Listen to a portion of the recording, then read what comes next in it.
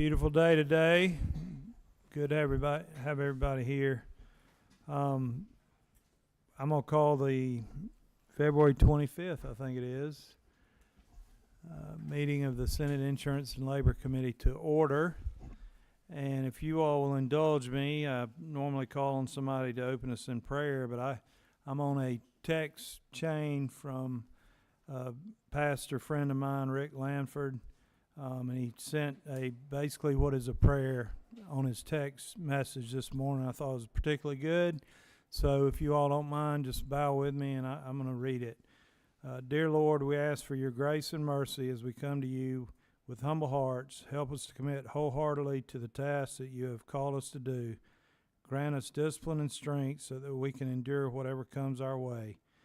You are a God of hope and compassion, and it is through your covenant that we are able to trust in you and persevere when all else fails. Give us the courage to press on despite any obstacles or failures we may face, for our hope lies in you alone. We thank you for giving us the power to commit and endure. Guide us as we seek to remain faithful and dedicated to your will. In Jesus' name we pray. Amen. All right, I think we've got 3 bills today. There's sign-up sheets in the front if anybody wants to speak for or against any of these bills. So we have Senate Bill 191, Senate Bill 230, and Senate Bill 205. Does anybody need to sign up before she takes them? Okay, good. I think Senator Steele is, he's here. Well, good.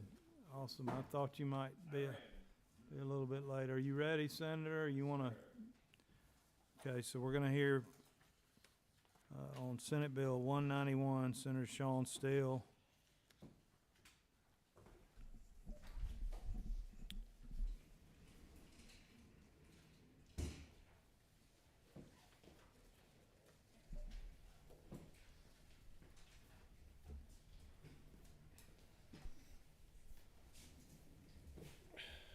Welcome, Senator. And who do you have with you here? I'll let him introduce himself.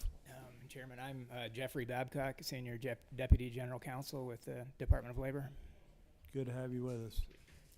Thought if we get in the weeds on this, it should be pretty simple, but if we do, he can explain the technical aspects. Chairman, thank you. Committee, good to see y'all. Sorry I was a couple minutes late. We had a little carryover in education. Senate Bill 191, version LC 461093. It's a very simple bill. Jeff can walk us through the technical aspects of it, but what we're doing is just allowing when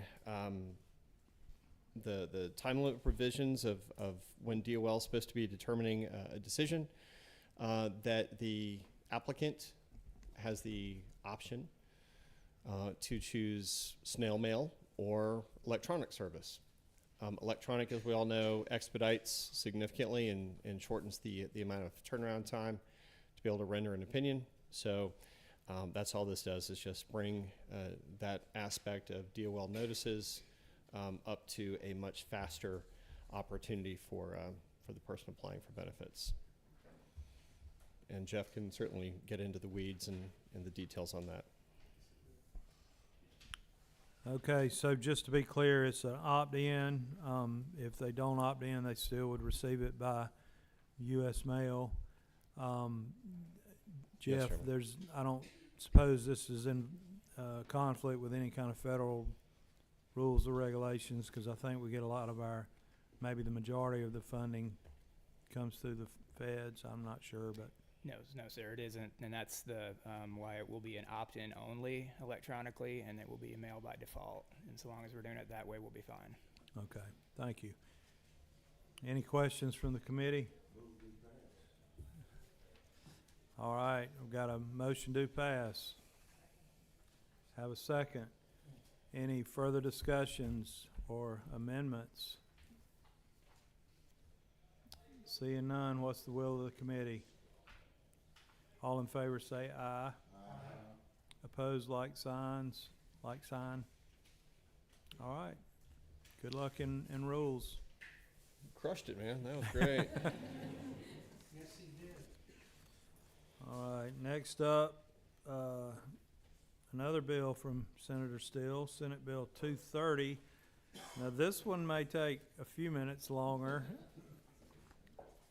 I only met on this issue about 5 times, and I think I understand it.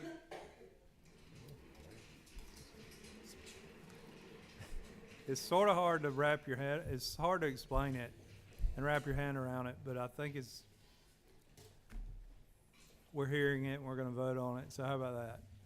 Well, I have no illusions of replicating the Larry Walker Power Hour. I think we'll be done in far shorter time than that. But thank you again, committee, for letting us bring this forward to you.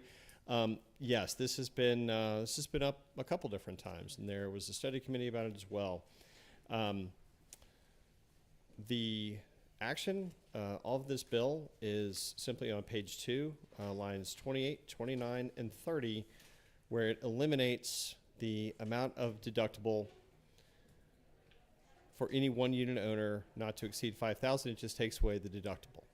There has been conversation in the past about increasing it from $5,000 to $10,000, $10,000 to $15,000, and the conventional wisdom on that was just to eliminate the deductible altogether and to be able to allow each condominium to be able to negotiate with its inhabitants on what that needs to look like. We've met with folks from various insurance carriers. There are questions about it. There is a House version of this floating around out there. But the simplest way to solve this is just to take away the deductible altogether. And that's what we came up with. I've got some friends here that can speak to it from an industry perspective that can go a little bit further detail. My name is Sean Rucker. I work for Community Management Associates. I'm also an insurance agent.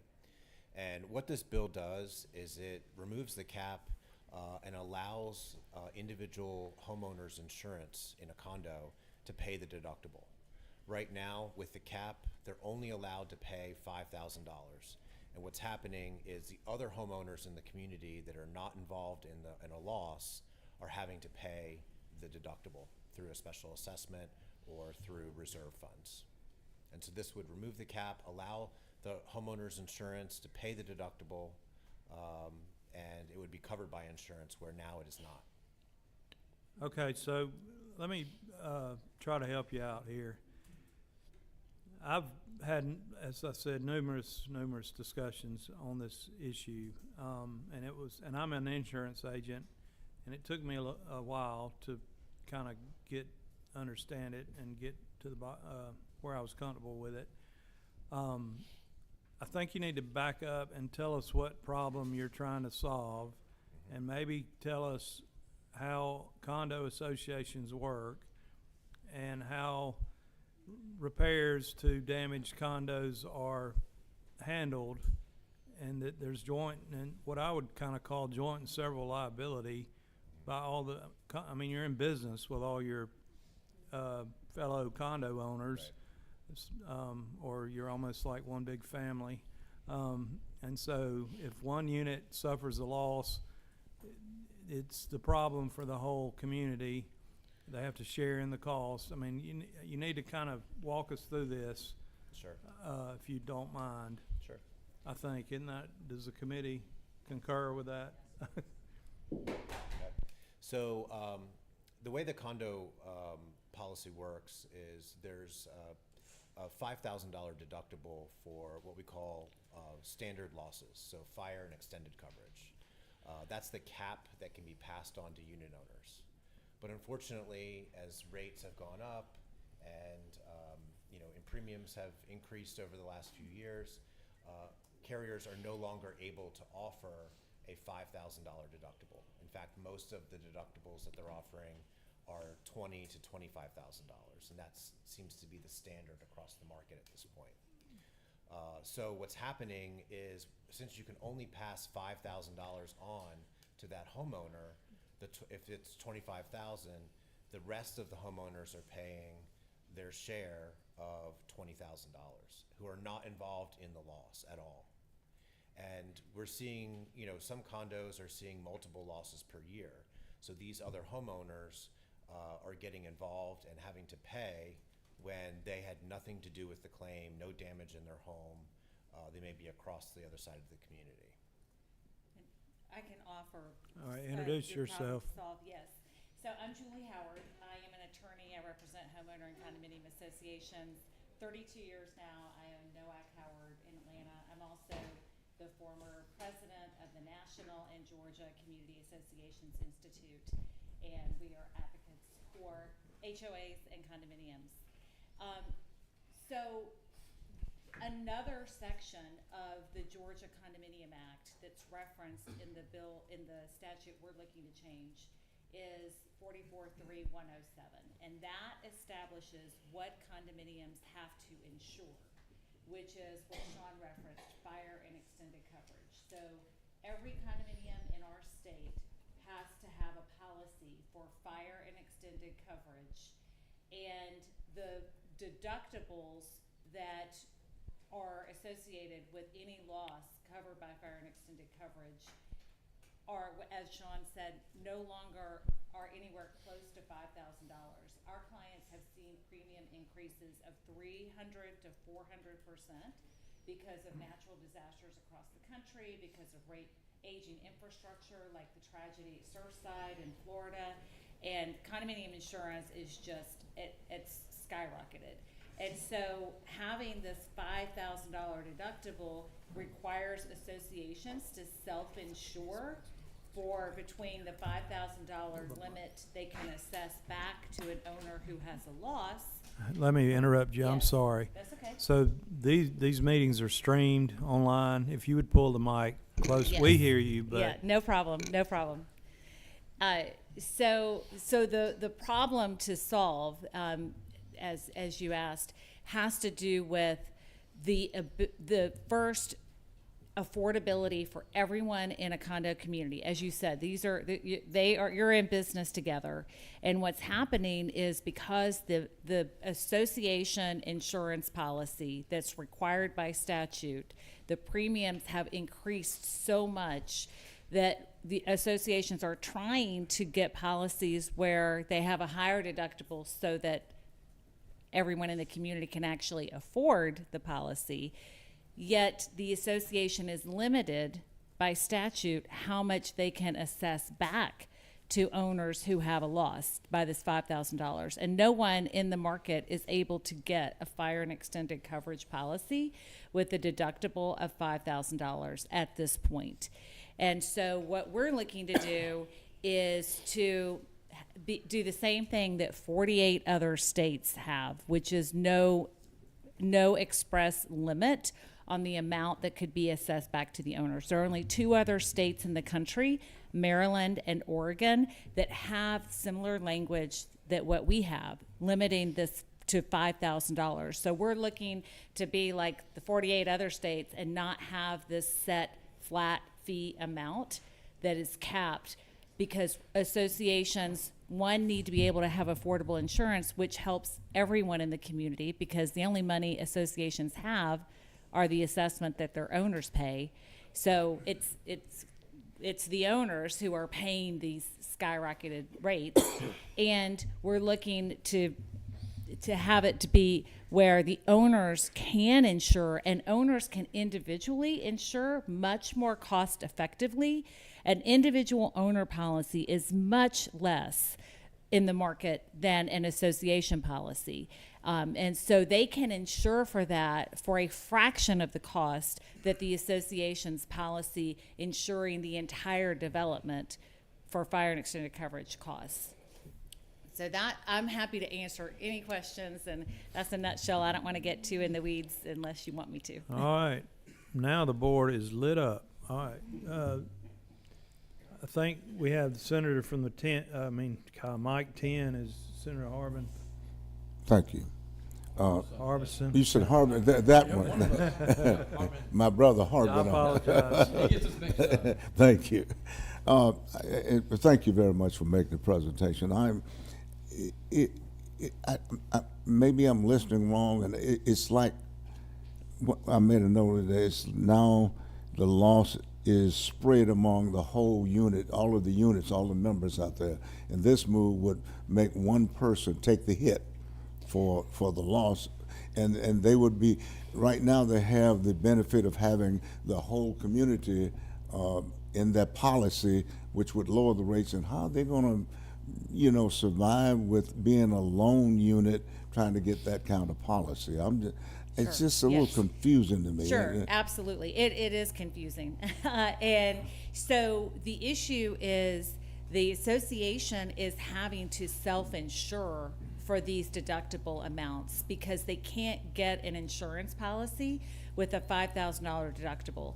They can only get insurance policies with $25 or now $100,000, which means they have to raise the assessments on the individual owners to be able to have set aside for how many policies they're going to predict how many losses they're going to have in a year, which they can't really predict that. They have to do their best effort to predict how many losses are we going to have under our association policy in the coming year, and what is the deductible that we were able to secure for our insurance. And then they've got to set that aside in reserves.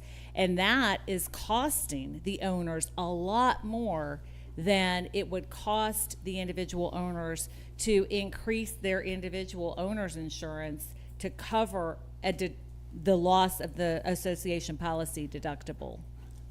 I know it's confusing, so I'm happy to answer questions. But it hits my ear like cost shifting, and sort of exposing your independent, units out there to that. And Yes. it just sounds that way to me, that they're left out there. And I just don't see where a whole community can buy, that a single unit can buy it as opposed to the whole community and they all together in that group, which would lower the cost. But it sounds like they just want to get out from under it and leave the owners out there in the wind. I apologize. It sounds that way. If I'm wrong, I do HOA condo Yeah, law. yeah. I don't always have the biggest fans, so no questions, surprises, or Right. offense me. It's not the shift. It's the owners have to pay regardless because they're either they're going required to pay. to have that policy, right? Right. The association has to have this fire and extended coverage by another one of our statutes. And they can't get, in our state or any other state, a policy that has a deductible at this point really less than $25,000. Well, what is the chances one unit can get it lower? The HO6, it's called an HO6 policy, the individual condominium unit owners have. And most of them already in the market insure for the association's deductible. They cover that. And so what we would want is to, have that be what the insurance is to cover the master policy deductible, because it will save owners money. It's not shifting, it's going to save them money because the master policy is so expensive with the deductible lower. I mean, you can't even get $5,000 today anyway, but what you can get is so much more expensive than an HO6 policy for the owner. And the owner has to pay that difference. The owners have to pay either for their individual owner's insurance to cover the deductible, or they have to pay out in cash through the assessment to put into reserve funds the amount of expected losses and the associated deductible under the association policy for the coming year. And you had, Right now, there's a donut hole in the insurance policy because anything over 5,000 up to the association deductible is not covered by insurance. It's an out-of-pocket expense. And what this would do is have it be covered. Essentially, the entire claim would be covered because the individual homeowner has insurance called the HO6 that would cover the entire deductible of the association. So no one would be paying out of pocket. Insurance carriers would be paying this, and it would be 100% covered in this case. I yield, Mr. Chair. Okay, Senator Hodges. Thank you, Mr. Chairman. This HO6, as I understand condominium insurance, if I own a condominium and the master policy basically covers from one wall to another wall. If there's damages, it replaces, if it burns, it replaces the structure. My HO6 is it's my contents, it's my deductible. My question is what if there is inadequate insurance? If the amount of the insurance policy, the amount that the insurer will pay to rebuild the unit, the whole thing, or to repay one unit in the case of fire or flood or what have you. How do you handle that? Does HO6 pick that up too? Can you insure that? If I have a condo unit and I have a fire and there's a limit on my policy of $200,000 and the actual cost is $300 to redo that, is there a way to cover that? Is that an issue right now? I mean, with the insurance industry being, and with construction costs being what they are now? Inadequate insurance. Is your inadequate by the owner, by the individual owner? By Is the that what you condo mean? association. Well, the condo association is statutorily obligated to insure for the full replacement cost of the structure. And in 107, I mean, it's the HVAC system, it's the sheetrock, it's the plasterboard. It's back to its original construction and finishing. And so the owners are responsible for those things. Isn't there a maximum payout on those policies? No, it's supposed so to it's be a make based whole. on, It's a full make whole. replacement cost, Okay. which is part of why it's so expensive. Okay, all right. Well, I mean, I get the problem with the deductible. And so basically HO6 takes care of that. And there's not an issue with inadequate insurance. Shouldn't be. There shouldn't be. I mean, Okay. one hopes not, right? The statute already says that it needs to be covered at 100%, if I'm correct. Yeah. Okay. Correct. Full replacement cost. Okay, that answers my question. Thank you. Senator Kirkpatrick. Yeah, this is hopefully an easy question. Does reinsurance come into play for you guys? No, well, yes. Not directly, but we do experience higher rates on the commercial policies because of the reinsurance costs from the large insurance carriers. So they've been pushing, because of all the disasters and high claims activity, they've been pushing their reinsurance premiums up for the carriers, which is also pushing up rates for consumers. So yes, not directly, but yes. Senator Robertson. Thank y'all for coming out and confusing all of us. So you said currently you're having to self-insure. Who self-insures? The association? Yes. The association self-insures for the association policy deductible above the $5,000 it can assess back under statute to the owner.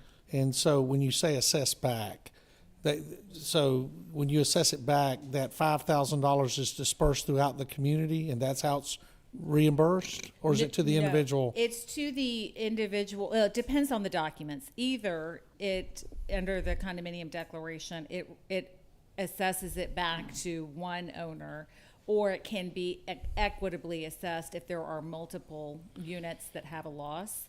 But it is typically, if the owner has insurance, which they're required to do, also their HO6 policy that we've been talking about would cover that $5,000. So if a group of condos, as Chairman Harbison and Chairman Hodges were talking about, multiple units, currently they're all insured through the association, because the association is self-insured. So once we eliminate the deductible, does that give the association the opportunity to back out and allow each condo insurer to go out and get their own insurance? Well, each condominium owner necessarily needs to have their own individual unit insurance, but it's not for reconstruction. So the association is responsible for the terminology, which is kind of a Georgia special, fire and extended coverage, which now our appellate courts have defined. It's fire, windstorm, hail, not water, but all the others. That's the association policy would cover for every owner. We're not looking to change that. All we're looking to do is to take out the cap, the limit on the amount of deductible that can be assessed back to any one unit owner who has a claim under the association policy. And so currently what you can assess back is 5,000? Correct. And so we pass this, and then what can the assessment back be? Well, it would still be the reasonable deductible, so. Okay, and who determines a reasonable deductible? Is it somebody coming in and looking at the damage and giving an appraisal? Is that where the reasonable deductible comes in? Well, it's based on what the association can get. He's chomping at the With that, bit. no, go. Sean. It's a negotiation between the insurance carrier and the board of directors.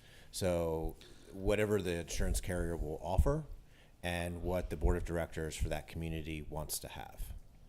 And so the board of directors are speaking on behalf of the condo owner, Yes, sir. who will be ultimately responsible Correct. for the deductible that They're- he or she may not. They're elected by their homeowners. Oh, I believe me, I get a lot understand of that? calls about homeowners associations. Yeah, Yeah. I understand that part. So, yeah, so they're negotiating that amount with the carrier. And this is post damage. This is before, when you take out the policy. Okay, That's when the policy or the deductible is established. so you will establish a hard deductible at that time. Correct. So could each individual owner have a different deductible? No. Okay, They would be, well, unless they're shared a percentage of the claim. Let's say it's $25,000 and there's 5 units involved. Well, each unit may be assessed $5,000. So what's happening now is we can only assess 5, and the other is paid by the other homeowners in the association who aren't involved. okay, thank you. The language of the statute does say, this is not part of what is proposed to be struck, that it's a reasonable insurance deductible, which has changed from time to time, obviously. Yeah, and we debate the word reasonable all the time, and I'm glad I sit next to the attorney that understands it as well as anybody. Thank you, Mr. Chairman. So we have a couple more questions, and I hesitate to do this, but maybe this would help. I don't know. Let's say your homeowners association. So let me back up. So shifting costs. So this is all a collective. This is like being in business together. Everybody is an owner. So one way or the other, the owners are paying. They're either going to pay for an uninsured loss, they're going to pay for the high deductible, they're going to, that's, the money's coming from the owners one way or the other. If you've got a $25,000 master policy covering the common structures, the swimming pool, the parking lot, the roofs, the walls, all the way to the interior of the walls. You got this master policy, you got a $25,000 deductible. One of the unit owners leaves a pan of, they're frying chicken, they leave a pan of grease on the stove and they get distracted. Their unit catches on fire, causes damage to maybe just their unit or maybe causes damage to multiple units. The most they can assess that person for that loss under current law is $5,000. If that unit owner should have an HO6, the HO6 is going to only pay the $5,000 because that's in the language of the HO6 policy, and they're limited to that assessment under statute. So the rest of the claim, the other $20,000, is going to have to be spread out over the other unit owners that had nothing to do with that accident.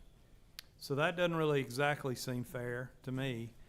Whereas if you remove the $5,000 cap, their HO6 is going to then cover that $25,000 deductible. And so you've only impacted one unit owner and not had to assess the other unit owners. Am I explaining that scenario accurately? Correct. If Yes. I'm wrong now, No, tell me. that's correct. Mhm. Yeah. So it is to me, it's shifting costs, and it's allowing your property owners to shift costs through the purchase of insurance to lay that risk off to an insurance company by paying a little bit higher premium. And HO6, I don't sell a lot of condo insurance, you might, but HO6s are still readily available. They're relatively inexpensive. It's a good mechanism to allow them to shift that risk to an insurance company without having to pay an exorbitant premium on the master policy, is kind of the way I see it.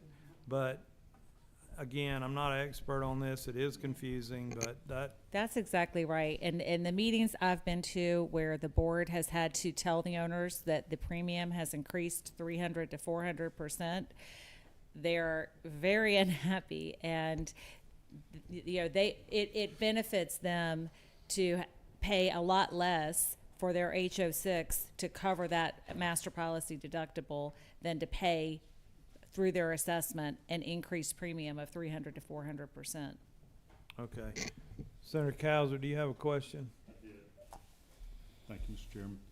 So I'm just curious, I'm not real comfortable with this infinite amount of, up to the deductible amount. You're saying 25,000 is more common now?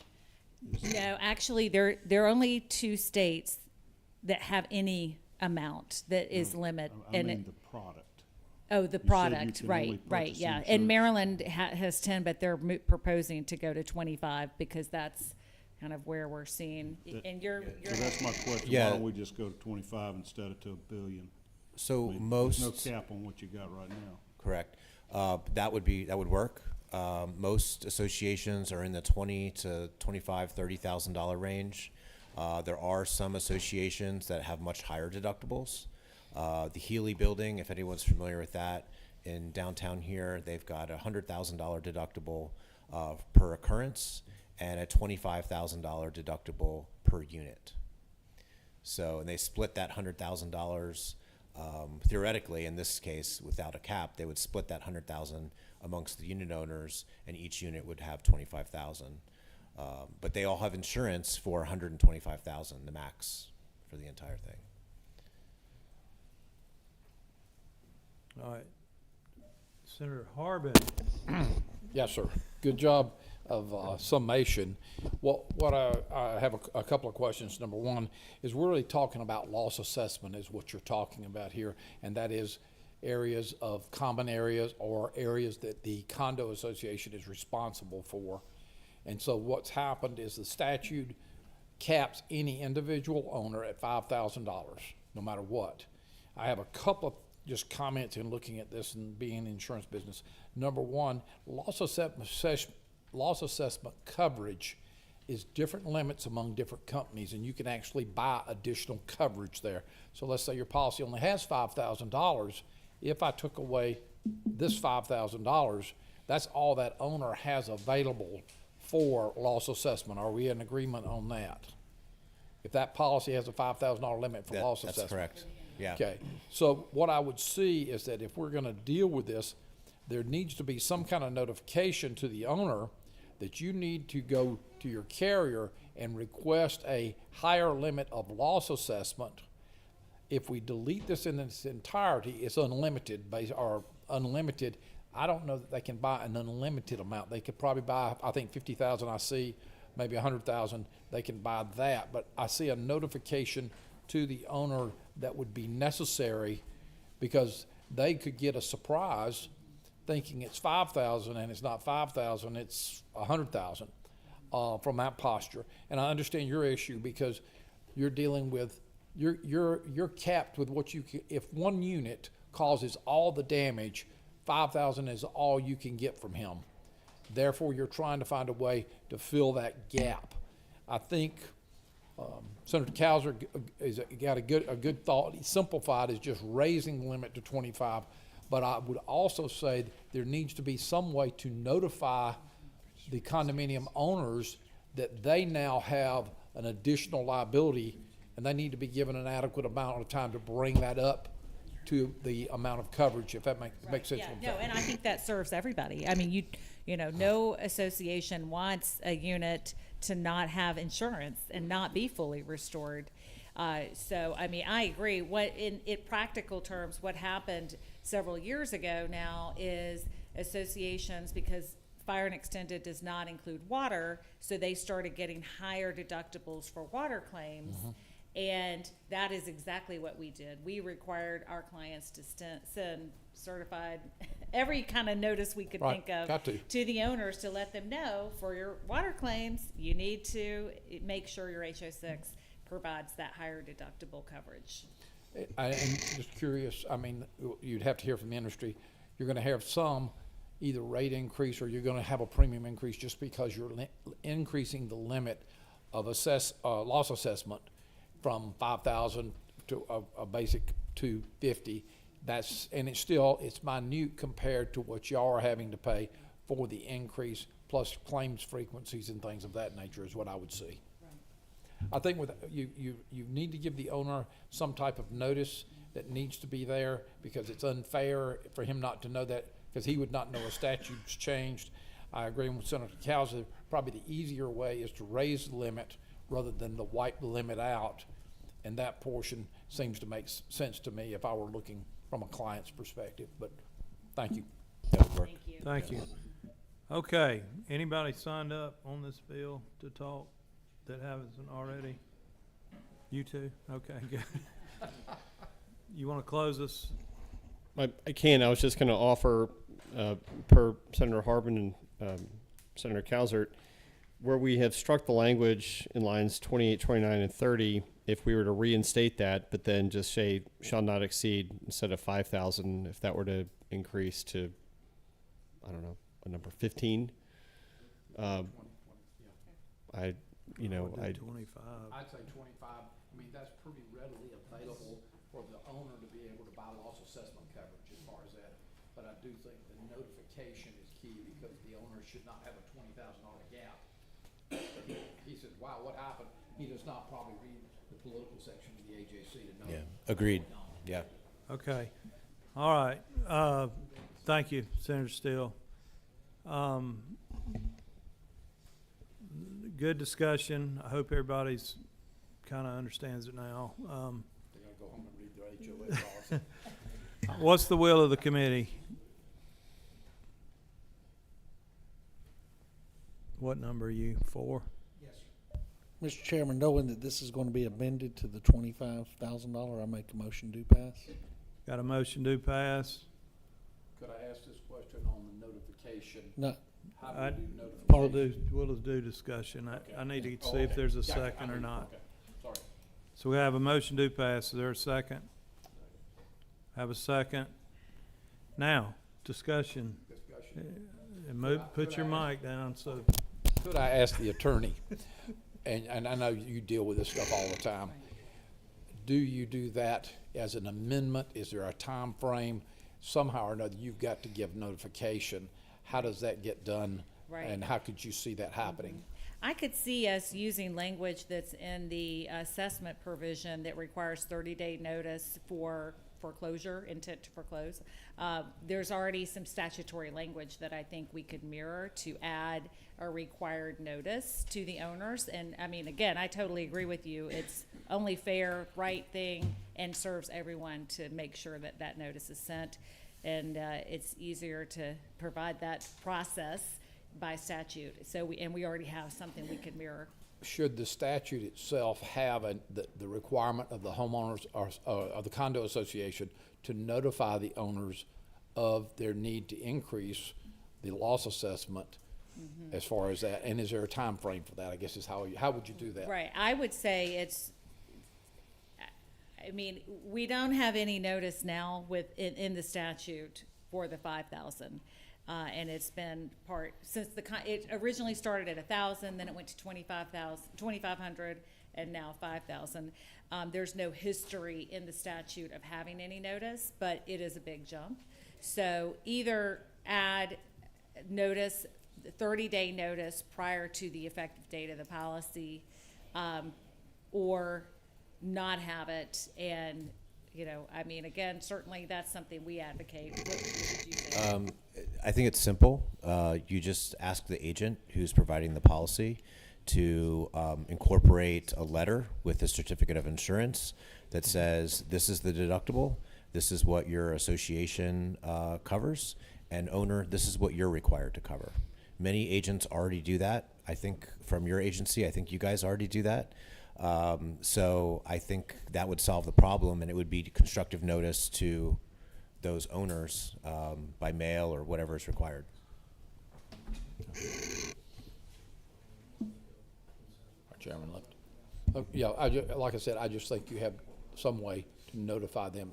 It would seem to me that the association owes that to their members that they work for, is to say, hey, this change is occurring, we're increasing this, you need to make this modification to your policy and be done with it. But I just think there's a responsibility on y'all's Totally, side. I agree. And I don't know that we need to, you know, codify it, Got but it. I 100% agree. It's, We don't have to codify it, because you're gonna have people mad at you if you don't let them know that. exactly. Okay, Yeah, I'm ensuring my clients do it. So we're under discussion. Are there any more questions or Yes, sir. Under discussion to Senator Harvin's point, first of all, I think if we're going to increase this deductible from 5 to 25, and first of all, I don't agree that 30 days is enough Enough time. notice. I think it needs to be longer, and I think it needs to be a part of the amendment. I got you. Yes, sir. One thing, So- I'm sorry, can I- We're gonna be in this is the posture we're gonna be in. So we have a motion and a second. We're gonna open the floor for any amendments. We'll vote on the amendments, and our esteemed counsel here, if depending on the amendments, is gonna need a little while to properly draw up an amendment, and he's prepared to do that, but we may have to either take a pause, or we may just have to, I don't know if this is within the Robert rules or whatever, but we may have to move on to Senator Watson's bill while amendments might be drafted. So I open the floor for any amendments. Yeah, question, Senator Hodges? Yeah, this question and discussion that may have an effect on the amendment. Okay. Just want to make sure, under the statutes that exist now, the homeowners association, there's nothing in the statutes that requires the HOA to let the homeowners or condo owners know the limits of their insurance and what they should be, the amount of HO6 coverage they should be getting. There's nothing that Correct. requires that now. Correct. And one practical matter, unfortunately, with today's market is usually these renewals are the last minute. And Yeah. so 30 days is even really optimistic before the renewal takes place. But we could just have a notice that potentially it could increase, and homeowners need to get that coverage. I mean, if you don't have enough time from the policy renewal, you could do it beforehand and say, this is what we're expecting. You need to be prepared through your HO6 carrier. Let me just pause just a second. I thought this might get complicated, but I think it's been good. Just hang on a second. I'm gonna ask the most experienced and I think the best chairman. He's a mentor to all of us.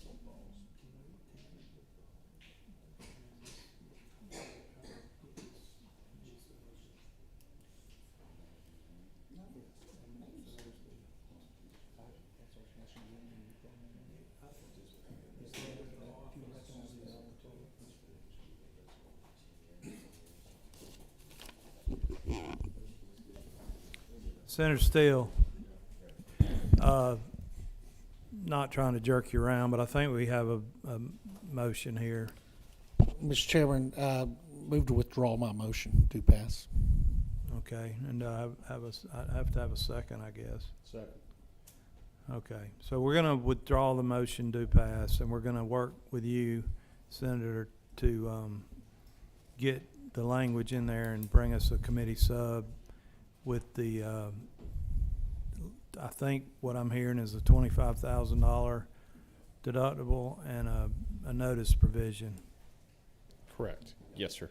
I think that if we just reinstate lines 28, 29, 30, change 15 to 25, and then add the notification prior to effective date of the policy on a date to be determined, that seems like a pretty easy amendment.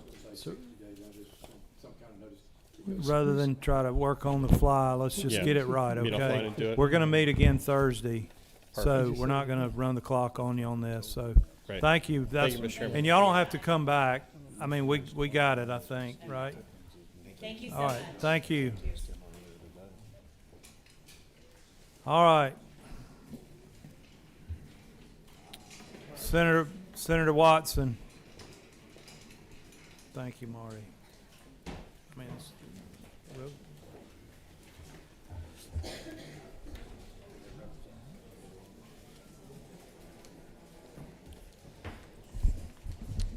okay, now we're gonna hear Senate Bill 205, Senator Sam Watson.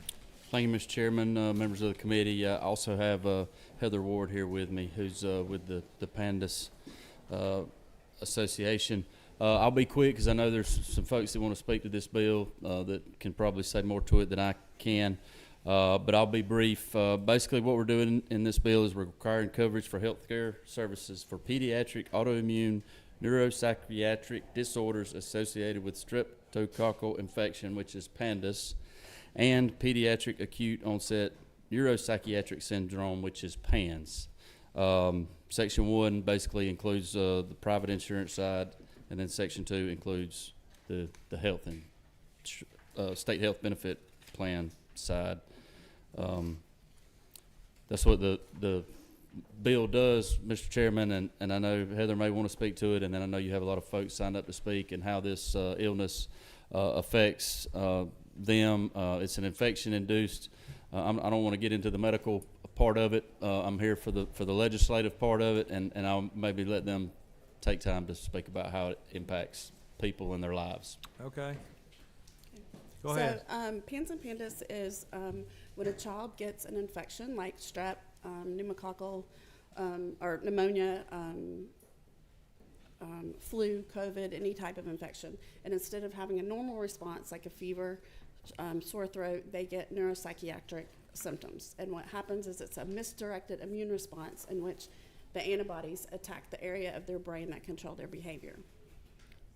And one of the biggest issues that we have in Georgia is, number one is having physicians that recognize PANS and PANDAS, but then when they do and they try to get insurance coverage for treatment for when children get sicker, is being able to get that covered. When a child, when the first of the onset starts and they haven't been sick and it's new, then you can often treat with antibiotics, steroids, NSAIDs. But the problem happens when these kids are not diagnosed in a timely manner, or they can't get treatment, or the treatment, the antibiotics and the other treatments don't work, and they need to get treatments that are a little more expensive, IVIG and that sort of thing, and then they can't get insurance to cover it. All right, any questions from the committee? Thank you, Senator Mr. Kirkpatrick. Chair. Yeah, my question is whether this is currently covered under Medicaid?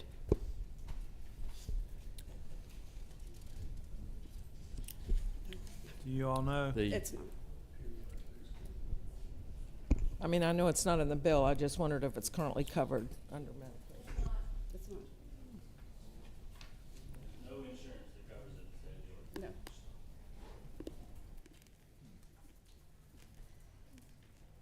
Any other questions? Okay, we have some people signed up that to talk to the bill, speak to the bill.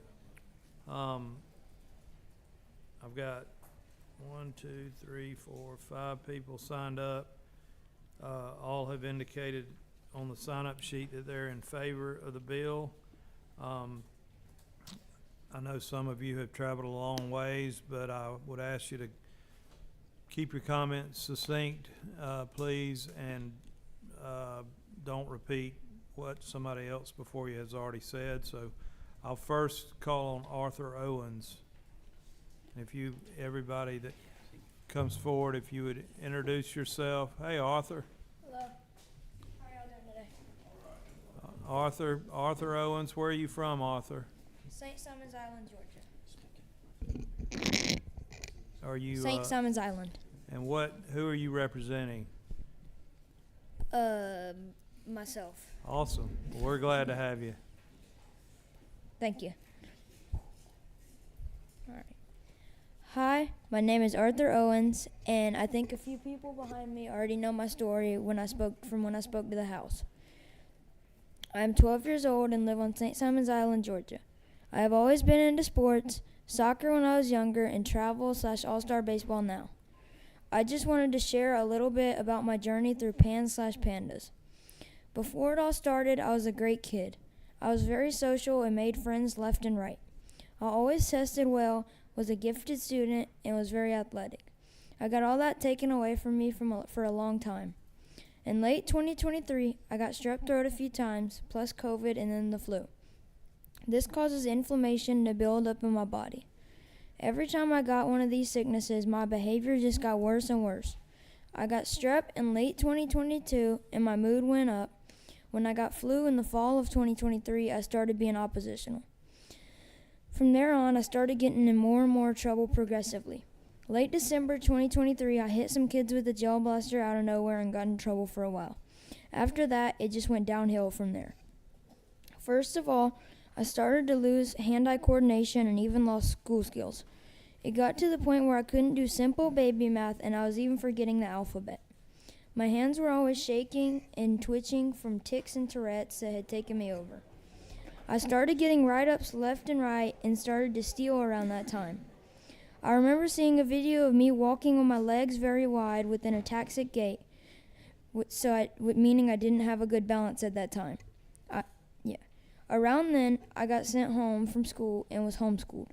They said I was a liability because of my behavior. At this time, I hadn't even been diagnosed with PANS/PANDAS, so my parents were just confused on what was going on. At one point, I stole a bat at baseball practice and had to sit in the hallway with all the doors locked and nothing to do for 4 hours. Another time, I spray painted the F word on my grandma's house. It was bad. My parents were losing it at the time because they just didn't know what was going on or what to do. A few weeks later, a therapist we knew told my mom about PANS/PANDAS. It was a game changer as soon as she looked it up because she realized I had all the symptoms. They took me to a doctor's office, I got blood drawn, and that's when I received the diagnosis. Not long after, my mom decided to take me to UF Health Shands in Gainesville, Florida. Let's just say it was horrible.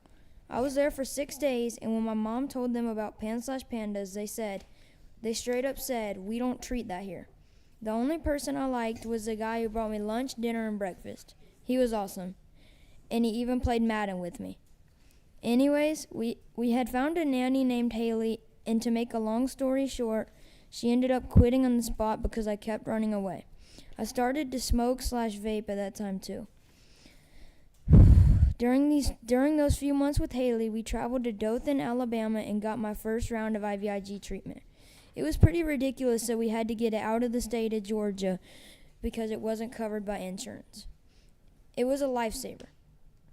Not too long after, I told my mom that I had smoked and vaped before IVIG, when I was still sick. My awareness was coming back, and I was starting to realize how bad I had been and consider my decisions. That day, I gave my mom about $400 worth of money I had stolen over the past few months. I still wasn't all the way there yet because we still had some things to work on. We ended up getting one more round of IVIG, and it broke the ice. I was my usual self, and I cried and cried and cried because I was so happy. During this whole time, I had been practicing my baseball, only getting better and better. We ended up going to a place called Rogers Behavior Center in Sandy Springs, Georgia for an 8-week program to recover from any trauma from that whole experience. While I was there, I learned how to hit a baseball 80 miles per hour and had even made an all-star team. just showing how much better my hand-eye coordination has gotten. I was fully recovered. I feel the need to be here today because we should not have had to leave Georgia and should not had to have paid $21,000 out of pocket for IVIG. If it wasn't for my community donating through GoFundMe, we could have never afforded IVIG. This is why my whole family, community, and I support Senate Bill 205. Thank you. Thank you. All right, Sharon Zins. Good afternoon.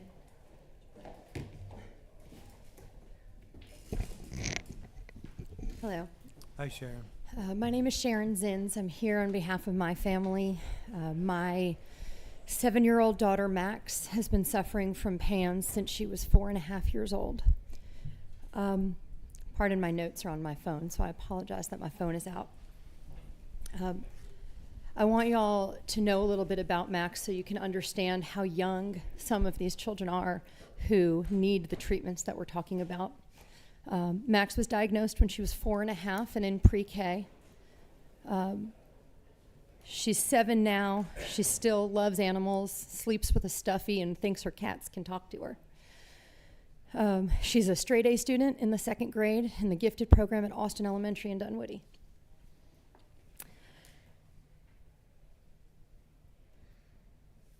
Last year, when she was 6 years old and in the 1st grade, she was so sick that she was expelled from a private religious school who refused to put her on medical leave. Instead of experiencing her first IVIG treatment with the love and support of our religious community and the GoFundMes that come with it, we were ostracized and alone. We lost friends because we were kicked out of our school community. It is heartbreaking to see the condition that our children are in because of this disease. When my daughter is not sick with a flu or a head cold or strep or whatever it is, she is the most loving, sweet, smart, happy, funny child. When she goes into a flare, she could run screaming into the street, flip over furniture, throw things at you, bite you, and she doesn't even remember that she's doing it because her brain and her little body are so inflamed. Since her doctors prescribed IVIG for her 14 months ago, we have been begging Anthem, our insurance company, to cover her treatments. Her doctors provided an extremely detailed medical necessity letter, and to this day, they have not responded. They have not bothered to even respond to that. It is my belief, and it is her doctor's belief, that the IVIG has saved her. She is nothing like that child before. Before she started IVIG, she would hide from her own mother because she thought I was trying to kill her. Obviously, the medication has turned that around, and she continues to need it every single month. Next Friday will be her 14th treatment that I will have paid out of pocket. In 2024, I spent a little over $113,000 out of pocket to make sure that my baby got the treatment that she needed. So far in the first 2 months of this year, it's been about $20,000 because, like everybody else, we have to travel out of state to even get a doctor to take care of her. We just came back last week from seeing her doctors at the Dartmouth Hitchcock Medical Center associated with Dartmouth University in New Hampshire. What I want to point out to y'all is that in addition to being a loving, caring mom who would do anything to take care of my daughter, I'm also a small business owner. I employ 4 other people in this state, 3 full-time and 1 part-time. Despite refusing to cover any of the major medical expenses that we needed this year, Anthem just raised my rates on renewals 66%. So right now I still have a house to sell. I still have a retirement account to liquidate. But a lot of families in the state don't have that. I know I'm lucky that I have worked and gotten to where I am, so that I have the resources. I have a life to liquidate, to take care of my child. But life should not be like that. And what happens when I'm done liquidating my life and I have to declare bankruptcy? What happens to my employees? What happens to their lives? My daughter's health will always come first, and I will do whatever I have to take care of her. But life shouldn't be like this for hardworking people, for people who are contributing to society, who've paid their insurance premiums, who've done what they have to do. So I'd like to ask you to consider this bill and think about the families like mine, like many others in the state who are really suffering. Thank you. Thank you. All right, we have Will and Lucy Ward. I'm thinking they may be together. Is that? They have different stories. They have different. Okay, well, we're gonna lose our audience here. I'm sorry. That other went pretty far, so I'll invite them to come forward and be as brief as you can, please. I mean, both of them can come, or they can come one at a time. It's completely opposite. Their stories are different,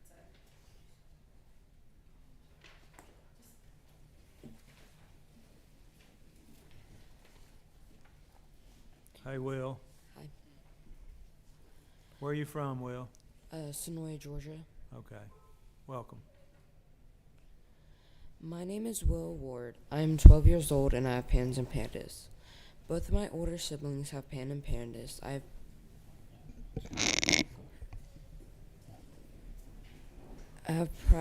have primary immune deficiency, and by the time I was 8, I had 87 documented infections. Since my sibling had pans and pandas, my parents already knew what was happening.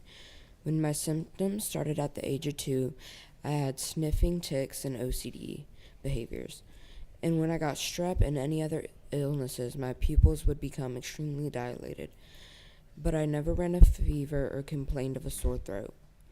As I got older and started school, I was sick and had separation anxiety.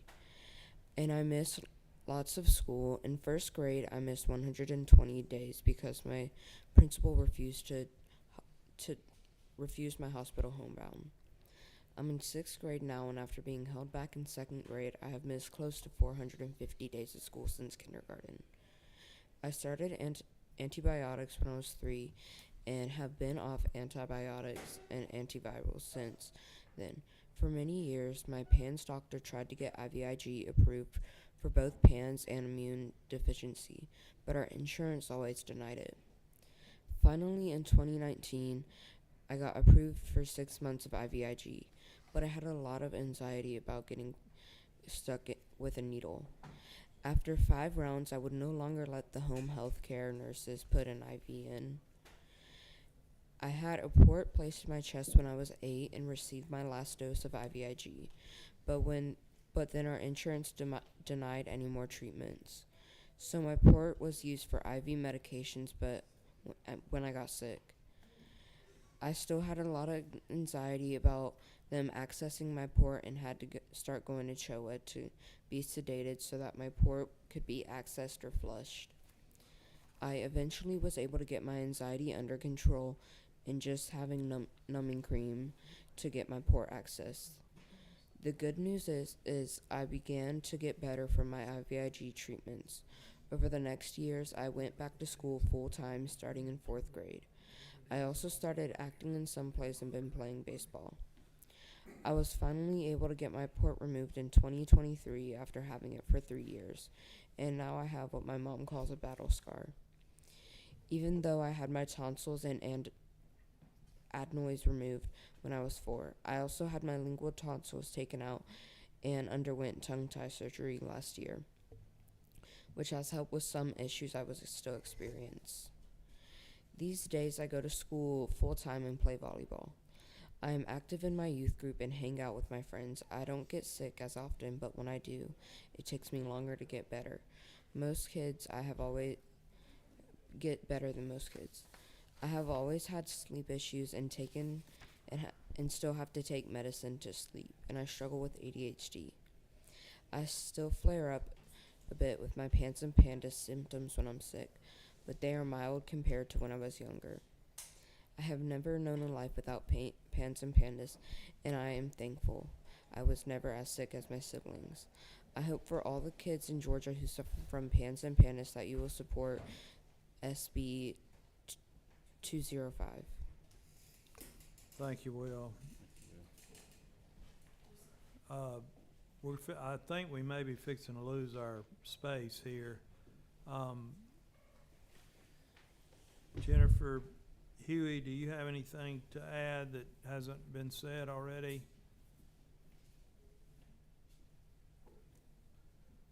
I have comments from my personal story, but if it's not needed at this time, I don't speak. Well, I appreciate that. I think we probably want to bring the professional back up with you, Senator. Okay.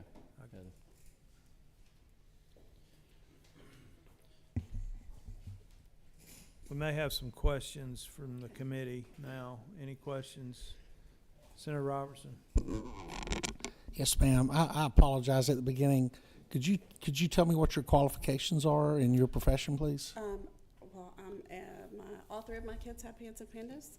So Right. I am the a founding member and the president of the Southeastern Pans and Pandas Association, and I have about 15 years experience with this as a parent. Okay, here in Georgia, Mr. Chairman, if you don't mind, where would somebody go to be treated? A child go to be treated for pans or We pandas? probably have less than 10 doctors in the state of Georgia that are currently treating. Okay, here in Atlanta, where would we look to? CHOA? No. Well, CHOA That was a quick no. for 10 years or more that I've been doing And this. the reason I'm asking the questions pointed is the chairman's trying to let us Sure. get out of here with as much knowledge as possible before we have to surrender the room. So So where would we go? For more than 10 years, CHOA has not treated. Okay, We where haven't- would we go? One of the 10 doctors that you have to pay out of pocket, or you would have to go out of state to a doctor. out I of state. understand that. Where in Georgia would I find a doctor that pay There's out of one pocket? in Noonan. Okay. There is a couple in Atlanta. Okay. Most of them like the Atlanta area, Noonan. And you have my sympathies. I have a 5-year-old daughter who has a condition she was born with, so I greatly appreciate that. Right. I'm just trying to learn as much about this as possible, and I had my admin bring me. Right. Can I ask you can I finish the answer about CHOA though? Because they just opened a clinic in December. Okay, so there is somebody there at CHOA? They just opened a clinic in December. They are treating patients. I just talked to them last week. They are treating several patients a month. Okay. And that's it right now. Good. So, that's Great. You can't really go to CHOA right now, and they're only taking referrals from within doctors within CHOA. So anybody off the street cannot walk into CHOA and be treated right now. Thank you. I appreciate that. Any other questions? Senator Hodges.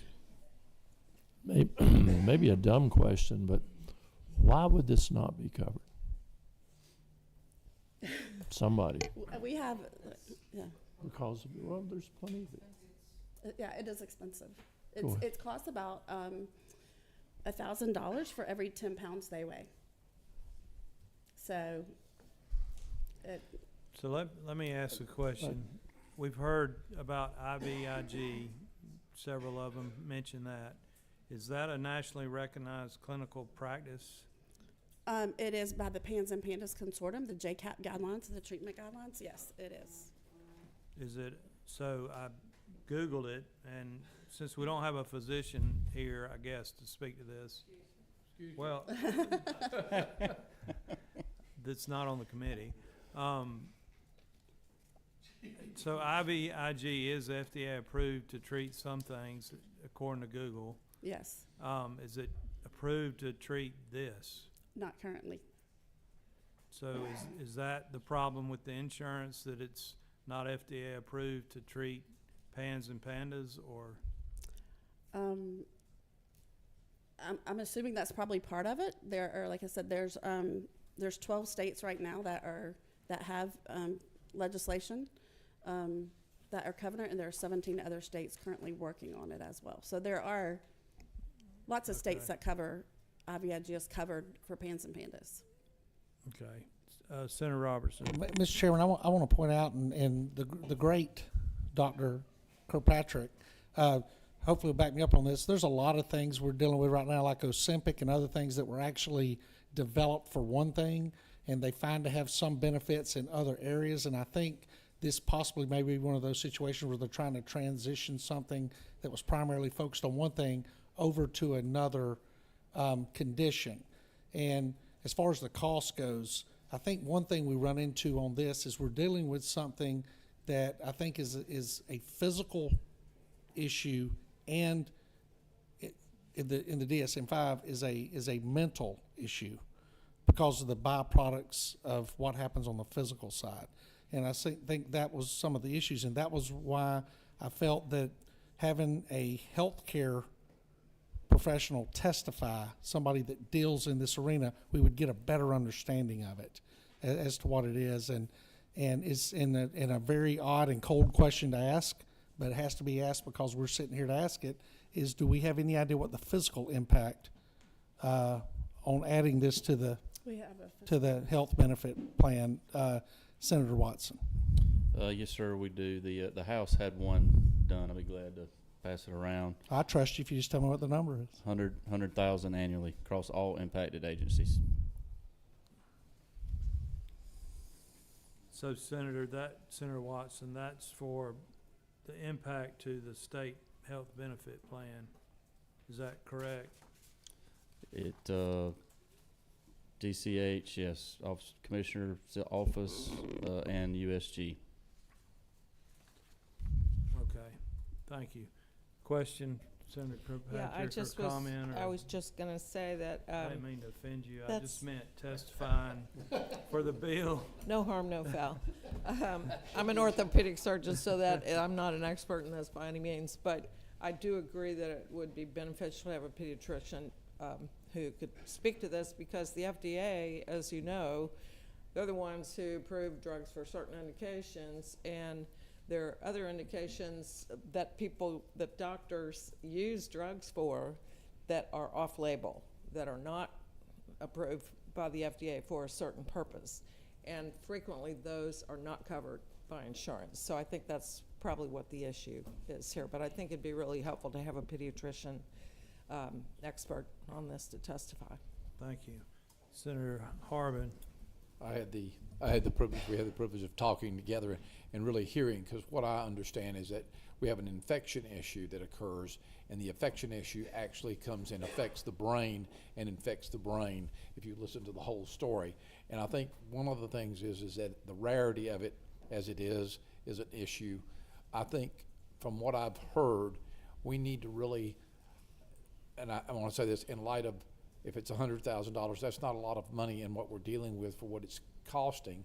And as I listen to this young man, and I've listened to others testimony-wise, that's something we really need to be aware of. It's something that's rare. It doesn't happen that often, but it's something that can be addressed. And I think just awareness, number one, is how do we get the awareness out there? And can a doctor recognize that awareness, that this is not an infection, but the infection has actually affected the brain, and the brain becomes effective, as you've explained it and what I've read about it. But I think that's something, if we could have, I don't know if you can get one of the doctors that does this to come before us. Yes, Dr. Dickerson is one of the top PANS and PANS doctor in the state, and she's willing to testify. And I know that she also had planned to do that in the House, and schedule-wise it didn't work out, and she had written a letter for each of them, and so I know she would provide that as well. That helps with the treatment guidelines. Okay. All right. I'd love to hear, that if we could. I think that would be beneficial, and we need to do what we can to help those families. Okay, well, we appreciate, Senator, you bringing this to us today, and this was a hearing only. Appreciate all the testimony, and we will continue to work on this and get educated on the topic and see where we go from there. So, is there any other business to come before the committee today? Yes, sir. I would like to recognize Senator Kay Kirkpatrick as a physician. All right. No, sir, we're fixing to adjourn. Thank you very much. Meeting's adjourned.